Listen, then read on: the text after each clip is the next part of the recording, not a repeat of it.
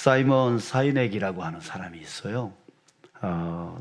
이 사람은 유명한 자기계발 리더십 컨설턴트이자 또 세계적인 베스트셀러 작가입니다. 이 사람이 한 강연에서 이런 말을 했습니다. 코끼리를 생각하지 마십시오. 자, 이런 말을 했어요. 생각하지 마세요.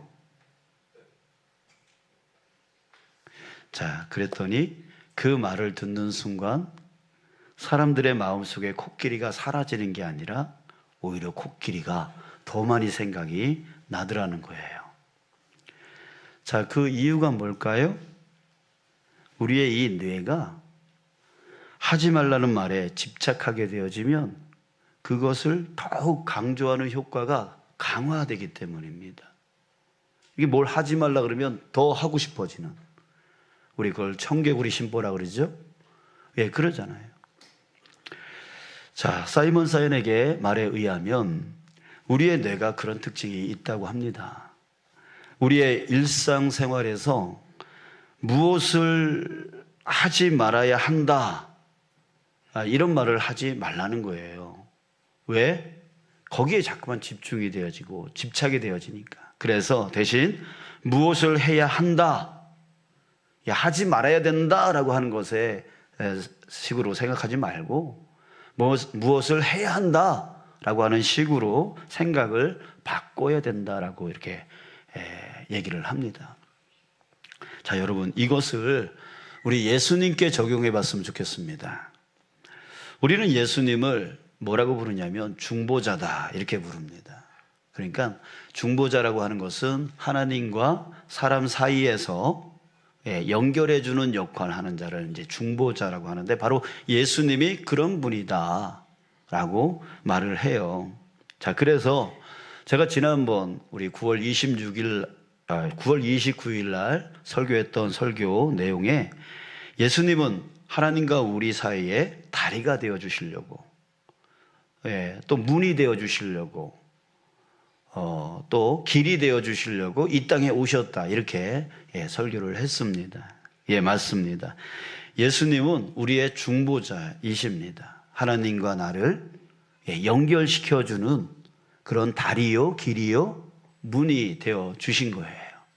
그것을 위해서 이 땅 가운데 우리에게 오셨습니다. 자, 그러나 예수님이 우리의 중보자다라고 하는 그 생각이 우리로 하여금 어떤 생각이 들게 만드냐면, 예수님은 우리의 중보자일 뿐이야 라고 하는 생각으로 바뀌게 만든다는 거예요. 그러니까 예수님이 중보자 역할만 하는 분으로 생각하게 만든다는 거예요. 아까 사이먼 사이넥이 했던 그 이론과 같이 자꾸만 예수님이 중보자다 하니까 자꾸만 거기에 집착을 하게 되어지는 것이죠. 그래서 이런 생각은 사람들로 또 다른 생각을 하게 만듭니다. 즉, 예수 말고 또 다른 방법, 또 다른 길이 있지 않을까? 왜 예수님만 중보자라는 거야? 왜 예수 믿으면 예수만 믿어야 된다는 거야? 다른 길로 하나님께 나아가는 방법이 있잖아. 다른 방법으로 하나님께 나아갈 수 있는 방법이 있지 않을까? 이 사람들이 이런 생각을 하는 거죠. 그래서 그 생각에 집착한 사람들이 아주 엉뚱한 짓을 하게 되어지는데, 종교는 어차피 다 하나님께로 나아가는 길인 거야. 방법인 거야. 그러니까 우리 종교 대통합을 하자. 어차피 기독교나 천주교나 불교나 등등의 모든 종교들은 다 신에게 나가기 위한 그런 길이 되어지는 거야. 그러니까 우리 어차피 똑같은 종교니까 우리 합치자. 이런 식으로 엉뚱한 생각, 엉뚱한 짓을 하는 그런 사람들이 있어요. 여러분들, 이건 정말 말도 안 되는 소리이고 성경을 전혀 모르는 사람들의 생각입니다.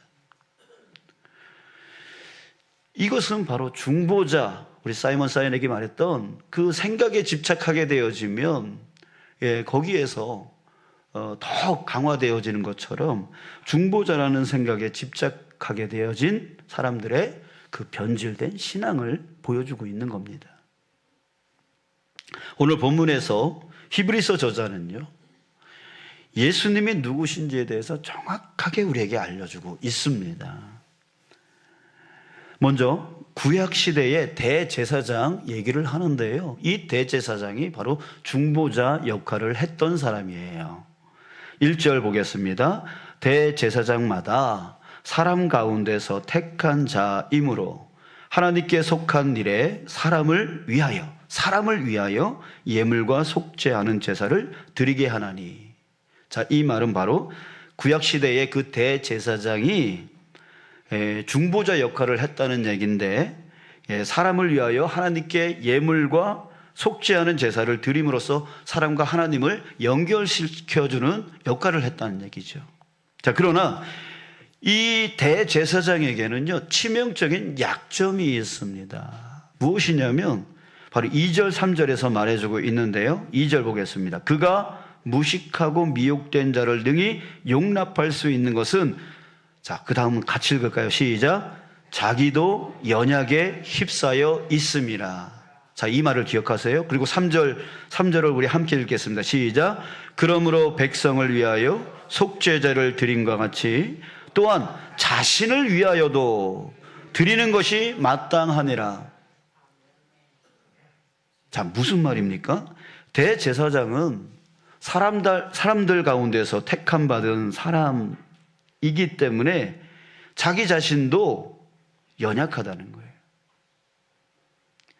예, 대제사장 자신이 하나님과 사람을 연결시켜주는 그런 중보자 역할을 하지만 자기 자신도 연약, 바로 죄를 지었다는 얘기죠. 그렇기 때문에 자기도 중보자가 필요하다는 거죠. 그럼 이 대제사장의 중보자는 누가 할 수 있는 거예요? 아니, 대제사장이 이 백성들과 하나님을 연결시켜주는 중보자 역할을 하는데 자기도 연약해. 그럼 자기는 어떻게 해야 되는 거예요? 자기도 중보자가 필요하다는 거죠. 그럼 그게 누구냐? 없다는 얘기예요. 자, 여러분, 이런 치명적인 약점이 대제사장, 바로 구약시대의 대제사장에게 있었던 겁니다. 자, 결론이 뭐냐면 구약시대의 대제사장은 오직 중보자 역할만 하는 사람이었고, 또 자기 자신도 중보자가 필요한 사람이었기 때문에 또 다른 중보자가 있을 수 있다는 여지를 만들어준다는 거죠. 예. 아니, 대제사장이 중보자였으면 그 대제사장을 또 중보할 사람이 누가 있냐? 그러니까 또 다른 어떤 중보자가 필요한 거 아니냐 하면서, 여러분, 예수님을 생각할 때도 예수님이 중보자라면 예수님을 또 중보할 수 있는 또 다른 중보자가 필요한 거 아니냐라고 하면서 이 종교 저 종교 모든 것이 다 하나님께로 나가는 길이고 중보 역할을 하는 거다, 이렇게 엉뚱한 생각을 하게 만든다는 거죠. 자, 하지만 여러분, 예수님은 그런 분이 아닙니다. 예수님은 그런 분이 아닙니다. 자, 5절 6절을 또 보겠습니다. 5절. 또한 이와 같이 그리스도께서 대제사장 되심도 스스로 영광을 취하심이 아니요 오직 말씀하신 이, 바로 하나님입니다. 하나님이 그에게 이르시되 너는 내 아들이니 내가 오늘 너를 낳았다 하셨고, 6절. 또한 이와 같이 다른 데서 말씀하시되 내가 영원히 멜기세덱의 반차를 따르는 제사장이라 하였으니. 자, 예수님도 누구란 얘기예요? 대제사장이란 얘기예요. 누가 세운? 하나님이 세운 대제사장이라고 말씀하는 부분입니다. 히브리서 저자는 하나님이 예수님을 대제사장인 멜기세덱의 신분에 따르는 제사장, 즉 대제사장으로 세우셨다라고 말씀합니다. 대제사장은 뭐 하는 사람이라고요? 중보자 역할을 하는 사람이라고. 그러니까 예수님도 바로 중보자 역할을 하는 분이다, 이 말을 하고 있는 거죠. 자, 그러나 오늘 히브리서 저자는 여기서 멈추지 않습니다. 예수님이 중보자 역할을 하실 뿐만 아니라 더 나아가서 9절에서 이렇게 말합니다. 우리 9절은 다 함께 읽어야 됩니다. 준비 시작. 온전하게 되셨으니 쓴즉 자기에게 순종하는 모든 자에게 영원한 구원의 근원이 되시고. 아멘. 자, 여기서 온전하게 되셨다. 예, 온전하게 되셨다. 이거는 완전하게 되었다라고 하는 뜻인데, 자, 이것은 두 가지 조건이 충족됐다는 뜻입니다. 예, 아까 구약시대의 대제사장은 완전했습니까? 아니요, 완전하지 못했습니다. 왜? 인간이 가지고 있는 최대의 약점을 가지고 있었기 때문에 그저 중보자 역할을 할 뿐이었지 그 이상은 아니었다고 하는 거죠. 그러나 예수님은 그게 아니라 온전하게 되셨다, 완전하게 되셨다 라고 말하고 있어요. 이것은 두 가지 조건이 충족됐을 때를 얘기를 합니다. 첫 번째, 무엇이 충족되어 있냐면 바로 예수님이 대제사장으로서 중보자로서의 조건이 충족됐다라고 하는 겁니다. 자, 1절 다시 한번 보면 이렇게 시작합니다. 대제사장마다 사람 가운데서 택한 자이므로. 어디서 택한다고요? 사람 가운데서. 이 말은 반대로 말하면 누구는 안 된다는 얘기죠? 사람이 아닌 신. 신은 중보자가 될 수 없다는 얘기예요. 사람 가운데서 택함 받아야 중보자가 될 수 있다는 얘기예요. 왜일까요? 오늘 본문에 보면 사람 가운데 택함 받아야 사람의 마음, 사람의 고난, 사람의 고통, 그것을 알기 때문입니다. 그래서 하나님 앞에서 하나님, 이 불쌍한 영혼들을 주님 받아주십시오 라고 하는 제사를 드릴 수 있는 자격이 되어지는 거예요. 그래서 하나님과 사람을 연결시켜 주는 거예요. 그래서 중보자는 반드시 사람 가운데서 택함 받아야 됩니다. 그러나 여러분, 예수님은 어떤 분이에요? 하나님의 아들이라고 했어요. 즉 신이라는 뜻이에요. 그러면 예수님은 중보자의 자격이 되어지지 않는 거 아닌가요? 자, 그래서 예수님이 어떻게 하셨습니까? 이 땅 가운데 사람의 모양으로, 사람의 모습으로, 우리와 똑같은 사람의 모습으로 오셨던 거예요. 그래서 바로 중보자의 자격을, 그 첫 번째 자격을, 조건을 충족하셨던 거예요. 여러분, 예수님이 왜 이 땅 가운데 오셨는지를 여러분들 이것을 통해서 깨달으시길 축복합니다. 아멘. 우리의 중보자 되어 주시기 위해서, 그 첫 번째 조건을 충족시키기 위해서 이 땅 가운데 우리를 위하여 오셨단 말이에요. 자, 그래서 히브리서 4장 15절, 여러분들 성경 펴고 계신 분들은 히브리서 4장 15절을 함께 보겠습니다. 자, 우리 함께 찾으신 분들은 읽으시고 또 찾지 못하신 분들은 귀로 들으시기 바랍니다. 시작.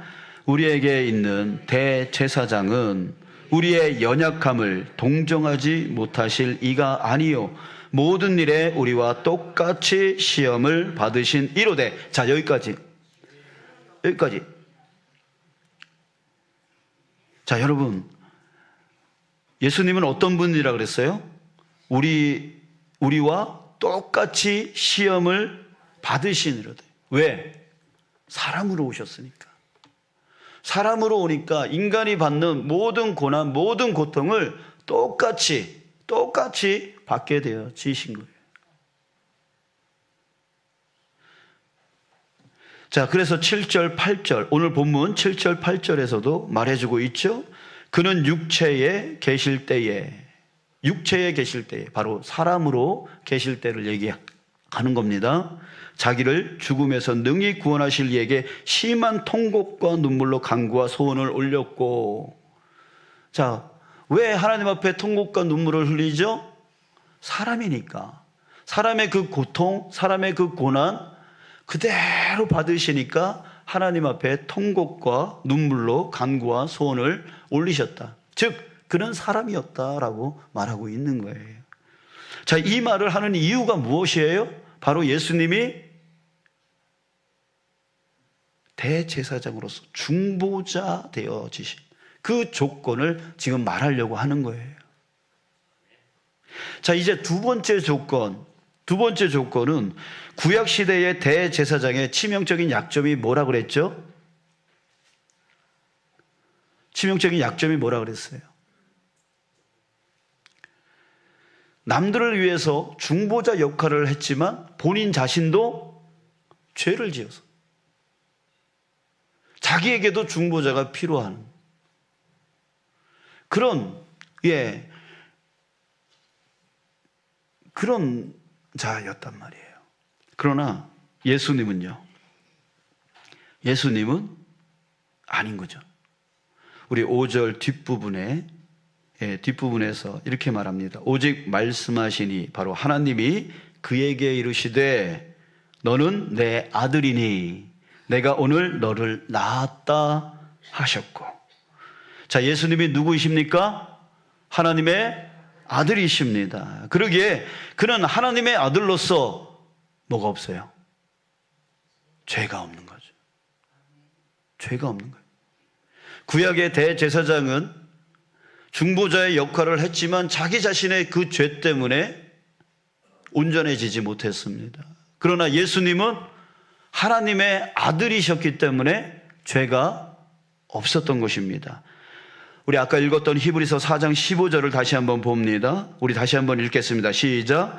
우리에게 있는 대제사장은 우리의 연약함을 동정하지 못하실 이가 아니요 모든 일에 우리와 똑같이 시험을 받으신 이로되 죄는 없으시니라. 죄는 없으시니라. 자, 그러기에 예수님은 대제사장이 될 조건을 갖추신 분이셨고, 그렇지만 인간 중보자 대제사장과 다른 온전한 제사장이 되어 주셨는데, 그 이유는 뭐냐면 그에게는 죄가 없었단 말이에요. 또 다른 중보자가 필요 없었다는 거예요. 자, 그래서 9절, 이 9절이 너무너무 중요합니다. 9절 우리 함께 읽겠습니다. 시작.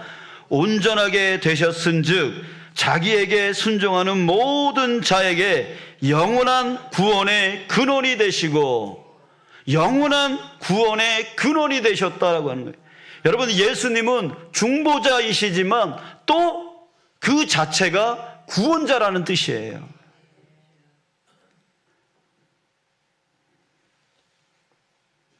예수님이 이 땅에 우리를 위해서 하나님께로 연결시켜주기 위해서 다리가 되어주시고 길이 되어주시고 문이 되어주시기 위해서 이 땅 가운데 오셨는데, 그 다리고 길이고 문, 그 역할을 하려고만 오신 게 아니라 그 자체가, 그 예수님 자체가 뭐다? 구원자다라고 하는 거죠. 그래서 자기에게 순종하는 모든 자에게 영원한 구원의 근원, 그 구원을 주시는 근본, 그 근본이 되어 주셨다는 얘기예요. 여러분, 예수님은 중보자로만 오신 게 아니라 구원자로 오셨단 말이에요. 그러기에 여러분, 대체할 수가 없어요. 우리가 구원받기 위하여 또 다른 중보자를 찾아다닐 필요가 없어요. 없어요. 누구밖에 없어요? 예수님밖에 없단 말이에요. 바로 예수님이 구원자이기 때문에, 세상에 다른 어떤 구원을 일으킬 만한 다른 어떤 것이 없기 때문에, 오직 예수님만이 구원자이기 때문에.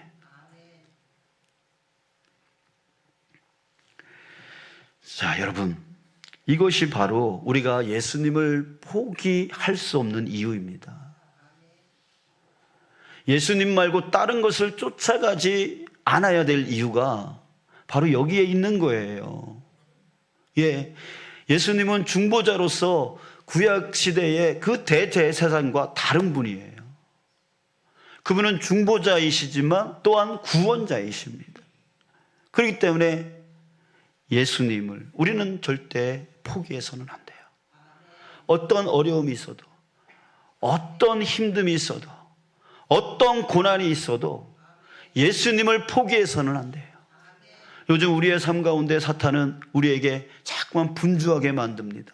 바쁘게 만듭니다. 피곤하게 만듭니다. 그래서 입에서 뭐가 나와요? 피곤해서요. 바빠서요. 예, 요 현대인들의 병이에요. 그 말은 무엇이냐면 그걸 통해서 예수님을 놓쳐버리게 만드는 거예요.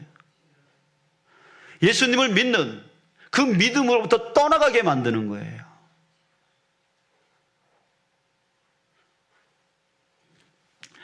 여러분, 제가 새벽 기도회 때마다 항상 강조하는 말이 있는데 그게 뭐냐면 믿음은 우리가 세상에서 복받기 위한 수단이 아니라는 겁니다.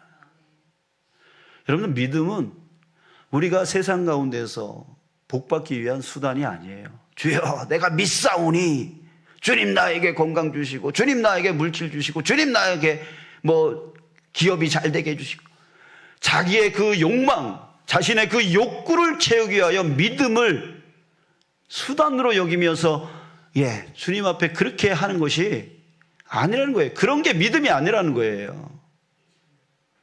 믿음이 무엇입니까? 베드로가 고백한 걸 예수님이 칭찬해 주셨습니다. 주는 그리스도시요 살아계신 하나님의 아들이십니다. 이게 믿음이라는 거죠.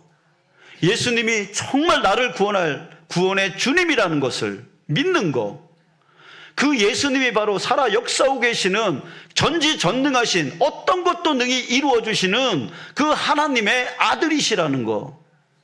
이 두 가지를 믿는 게 바로 믿음이라는 거예요. 그렇기 때문에 여러분, 사탄은 우리에게 어떤 질병으로, 어떤 핍박으로, 어떤 어려움으로, 어떤 바쁨으로, 어떤 분주함으로, 어떤 피곤함으로 우리를 공격하여서 그 믿음으로부터 떨어지게 만들려 할 때에 우리가 이 두 가지를 믿음을 통하여 지켜내는 거예요. 그렇기 때문에 믿음은 수단이 아니라 믿음은 우리가 가져야 될 최고의 목적인 겁니다. 이게 바로 승리예요. 승리라는 게 뭐냐면 어떤 어려움이 와도 주님은 나를 구원해 주셔. 주님은 하나님의 아들이셔. 이것을 끝까지 믿는 게 바로 승리입니다. 사랑하는 여러분, 저와 여러분들이 바로 그 승리를 맛보며 살아가는 자 되어지길 주님의 이름으로 축복합니다. 그래서 세상 사람들은 고난이 오면 슬퍼하지만 우리 믿는 사람들은 어때요? 주님이 구원하실 줄 믿고 주님이 하나님의 그 전지전능하신 능력을 갖고 계심을 믿고 우리를 기뻐할 수 있는 거예요. 평안할 수 있는 거예요. 그 평안의 모습이 사람들에게 비춰져서 저 예수 믿는 사람들은 어떻게 저렇게 살아가냐. 분명히 힘들 텐데, 분명히 어려울 텐데 어떻게 저렇게 마음이 평안할 수 있냐. 희한한 거죠. 이게 바로 빛이에요. 이게 바로 소금의 맛이라고요.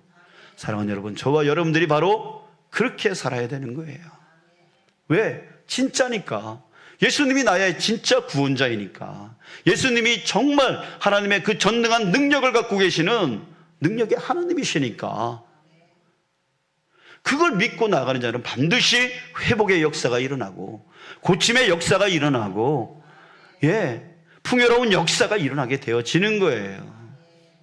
여러분, 저와 여러분들이 바로 그것을 체험하며 살아가는 자 되어지길 원합니다.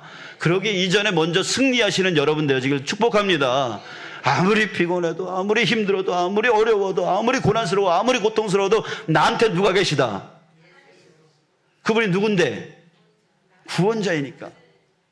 그분이 하나님의 전능하신 능력을 갖고 계신 하나님의 아들이시니까 이 믿음으로 굳건하게 일어서는 거. 여러분, 저와 여러분들이 바로 그런 믿음으로 승리해 나가는 자 되어지길 원합니다. 그럴 때 따라오는 것이 30배, 60배, 100배의 열매예요. 그 열매가 우리의 목적 되지 않기를 원합니다. 우리의 목적은 바로 믿음을 지키는 게 목적이에요. 세상 사람들은 돈이 자신의 그 고통에서 구원하여 줄 거라고 생각합니다. 또 어떤 사람들은 종교가 어떤 사람들은 술과 마약이, 어떤 사람들은 성적 쾌락이, 또 어떤 사람들은 정치적인 신념이, 또 어떤 사람들은 경제 발전이, 또 어떤 사람들은 과학이, 인간의 그 고통을, 나의 고통을, 나의 힘듦을 해결해 줄 거라고 생각하면서 거기서 구원을 찾으려고 합니다. 그러나 여러분, 수천 년의 역사가 그것은 아니야, 그것으로는 구원될 수 없어 라고 하는 것을 우리에게 증거해 줬습니다. 여전히 과학은 발전하지만 사람의 고통은 떠나지 않았고, 여전히 경제는 발전했지만 사람들은 배고프다고 합니다. 여전히 정치는 열심히 한다고 하지만 혼란한 것은 떠나지 않아요. 술과 마약 안 돼요. 수많은 종교 안 돼요. 돈 오히려 돈이 생기면 좋을 줄 알았더니 문만 잠그게 되더라고요. 자, 여러분들은 그리스도인입니다. 그리스도인은 바로 예수님을 믿는 자들이에요. 그렇기 때문에 여러분들은 체험하셨잖아요. 세상에 그 어떤 것도 구원받을 수 있는 것이 없는데 바로 여러분들은 그 예수님을 믿음을 통해서 여러분들의 마음 안에 평강을 체험했고, 여러분들의 문제가 해결되어지는 것을 여러분들은 체험하셨습니다. 여러분, 우리의 구원자, 이 세상의 구원자는 오로지 예수님밖에 없다라고 하는 것을 여러분들은 체험했던 거예요.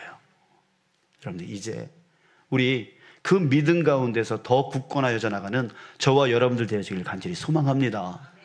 그 예수님께 한 팔로만 잡고 한 팔로는 세상 붙들면서 왔다리 갔다리 이중생활하는 우리가 아니라 이제는 양팔로 예수님 붙들고 전적으로 주님은 나의 구원자이시고 전적으로 주님은 하나님의 능력을 갖고 계신 하나님의 아들이심을 믿는 믿음으로 살아가는 저와 여러분들 되어져서 우리 더 많이 체험하기를 원합니다.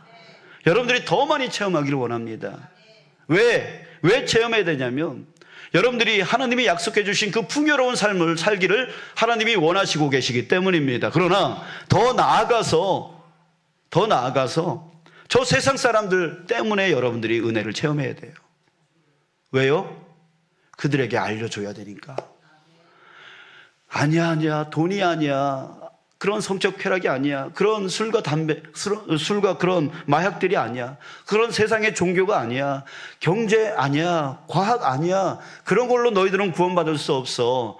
오로지 예수님으로만 구원받을 수 있는 거야. 이거를 우리가 말뿐만이 아니라, 말로 보여준 게 아니라 삶으로 보여줘야 된다고요.